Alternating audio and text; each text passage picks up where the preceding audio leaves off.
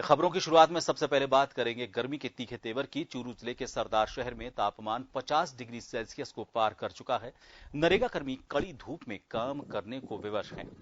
नरेगा के कार्यस्थल पर न तो पीने के पानी की कोई व्यवस्था है और न ही छाया के लिए कोई टेंट लगाया गया है। सूरज की तपिश के बीच नरेगा श्रमिक काम करने को मजबूर हैं। वहीं प्रशासनिक अधिकारी इन नरेगा कर्मियों की सुध नहीं ले रहे हैं। विकास अधिकारी संत कुमार मीणा ने कहा कि राज्य सरकार को टेंट के लिए लिखा गया है और जल्द ही नरेगा कर्मियों का समय भी बदला जाएगा, लेकिन सूरज और तपती धरती पर सुविधाओं के अभाव में काम करने को ये नरेगा श्रमिक मजबूर हैं। अपना टास्क पूरा कर देते हैं, उनको घर भेज दिया जाता है कार्य समापन करते हुए। क्योंकि गर्मी ज़्यादा है, उसे देखते हुए ग्राम पंचायत स्तर पर एक निर्देश दिए गए नरेगा कर्मी किसी प्रकार की परेशान हो उनको उचित सुविधाएँ मिले। और टेंट से संबंधित हमने जिला स्तर पर लेटर लिख दिया है, टेंट उपलब्ध करा दी। बढ़िया चल रहा है। सुबह 7 बजे आवा, 1 बजे पाछा जावा। पानी की कोई व्यवस्था नहीं है, बैठने की कोई व्यवस्था नहीं है। दरख्त टांगने से बैठा अच्छा काम चल रहा है। 3 किलोमीटर गांव है, गांव जीवन देश है। आपका नाम? रूपाराम। और काम कितने लोगों को यहाँ पे? 30-31 आदमी ने मिले। 30-31 आदमी। और कितने जने काम कर रहे हैं यहाँ पे? 56 आदमी काम कर रहे हैं। अभी तो यहाँ पे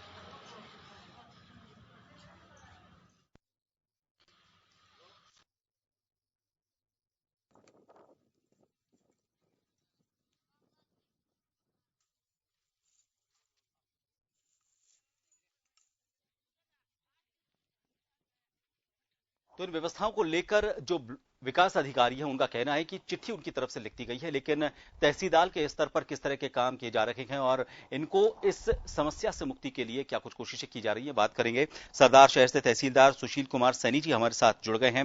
सैनी साहब, बहुत बहुत स्वागत है आपका जन टीवी पर। नरेगा श्रमिकों की समस्या वाकई इस नौतपा में जब कई जगह पर पारा 50 को पार कर गया है, एक तो पीक टाइम को लेकर, पीक टाइम उनके लिए बड़ा मुश्किल भरा है और धूप को लेकर जब समस्या की बात की गई, तेज गर्मी को लेकर समस्या की बात की गई, पानी की समस्या की बात की गई, तो ब्लॉक अधिकारी जो विकास अधिकारी है उनका यह कहना है कि चिट्ठी लिख दी गई। आपको नहीं लगता कि कुछ मसले ऐसे होते हैं जिनमें सरकारी कार्य प्रणाली से थोड़ा सा आगे बढ़कर मानवीय पहलू को भी रखना चाहिए? जी देखिए, आपने सही फरमाया। अभी जो सरदार शहर में टेम्परेचर अगर देखें तो 50 के पार जा रहा है। इन परिस्थितियों में हम हमारे लेवल पे भी जहां भी नरेगा के कार्य चल रहे हैं वहां सभी जेटीए जयन पंचायत समिति के भेज रहे हैं। प्रॉपर पानी की व्यवस्था, छाया की व्यवस्था, सभी व्यवस्थाओं के लिए सभी को पाबंद किया गया है।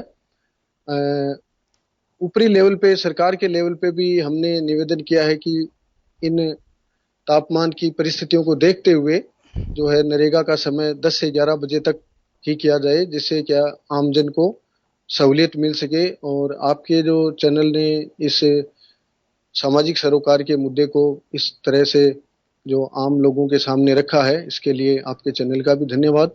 और पूरा प्रयास यही है कि कोई भी नरेगा कर्मी वहां काम पे आए तो परेशान न हो और सारी सहूलियतें हमारे लेवल पे उनको हम देवें।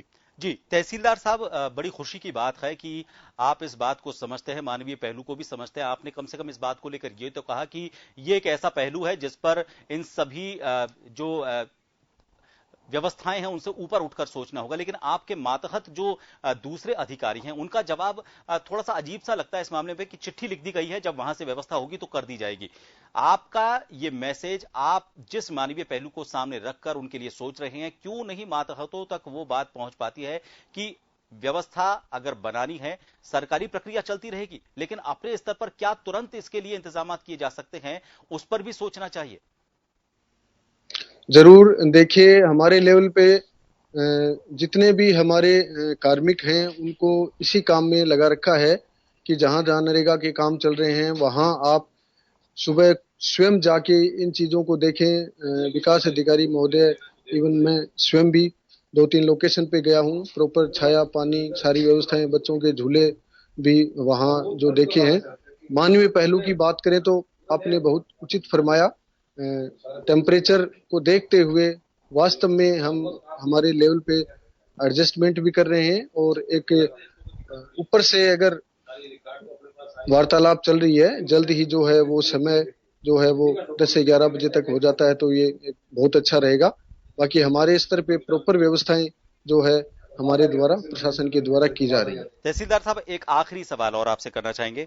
आपने बताया कि वहां पर बच्चों के लिए झूले भी लगाए गए हैं और बच्चे ताकि छाया में, अगर कोई छोटे बच्चे उनके साथ में आ रहे हैं तो उनके लिए दिन भर आराम से वो गुजार सके। लेकिन एक इससे अगला कदम ये भी हो सकता है, कुछ बच्चे ऐसे भी होते हैं जो इन गर्म हवा के लू के थपेड़ों को सहन नहीं कर सकते। आपने ये अच्छा किया कि उनके लिए छाया में व्यवस्था की, लेकिन गर्म हवा फिर भी उनको लगती रहे।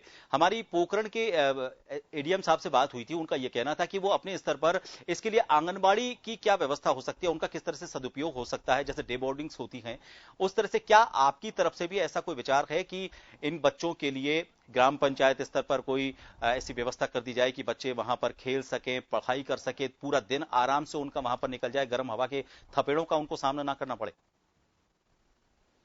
जी देखिए, इसमें ये है कि जहां जहां नरेगा के कार्य चल रहे हैं वहां हमारे स्वास्थ्य कर्मियों को भी एक टीम के रूप में वहां भेजकर जो कार्मिक हैं या उनके जो साथ आए बच्चे हैं उनके स्वास्थ्य की भी जांच हो, और साथ ही आशा सहयोगिनी और आंगनवाड़ी कार्यकर्ता हैं वो वहां उनको पोषाहार भी उपलब्ध करवा दें, जो कच्चा पोषाहार है, और उनको वहां कुछ समय जो आपने फरमाया पढ़ाई के लिए भी ये बहुत ही अच्छा आइडिया है, नो डाउट। और इस पे जो है हम हमारे लेवल पे पूरी कोशिश करेंगे और ऊपर भी इस मैसेज को जो है हम भेजने का प्रयास करेंगे। धन्यवाद।